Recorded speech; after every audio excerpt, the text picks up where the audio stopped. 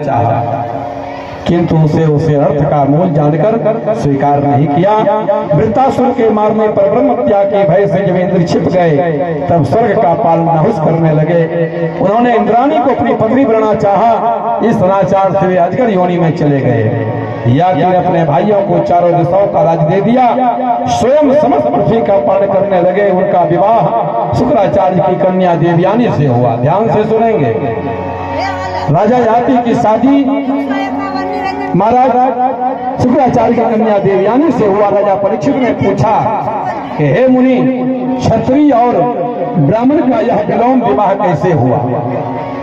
ध्यान से सुनेंगे। क्षत्रिय कन्या और ययाति राजा का विवाह कैसे हुआ? महाराज क्षत्रिय और ब्राह्मण का यह विलोम विवाह कैसे हुआ? सुखदेव जी बोले, हे राजन, एक दिन दानवेंद्र विश्ववा की शर्मिष्ठा नाम की कन्या अपने सखियों पुत्रवती गुरुपत्री देवयानी के साथ बगीचे की ओर सैर करने गई। वहां एक सरोवर के तट पर कपड़े उतार कर वे सब उसमें जल क्रीड़ा करने लगी। देव योग से पार्वती सहित भगवान शिव उधर से निकले। उन्हें देखकर वे सब जल्दी से सरोवर में निकलकर वस्त्र पहनने लगे। सो कहते हैं, शर्मिष्ठा ने अनजान में देवयानी की साड़ी पहन ली। गुरुपुत्री ने उसे डांटते हुए कहा, कुत्ती कहीं की, तुझे लज्जा नहीं आती? अरे हमारी साड़ी पहनती है, कहाँ मैं ब्राह्मणी और कहाँ तू राक्षसी?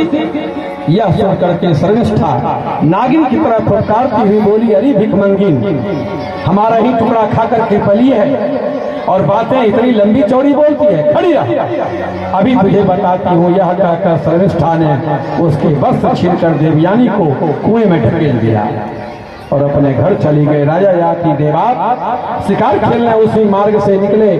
जल की इच्छा से उसी कुएं पर आए। उस कूप में पड़ी उस नग्न कन्या को देखकर उन्हें दया आ गई। उन्होंने अपना दुपट्टा देकर उसका हाथ पकड़ उसे कुएं से बाहर निकाल दिया। कृत्वा पाणिना पाणी मुज्जहार दया पर।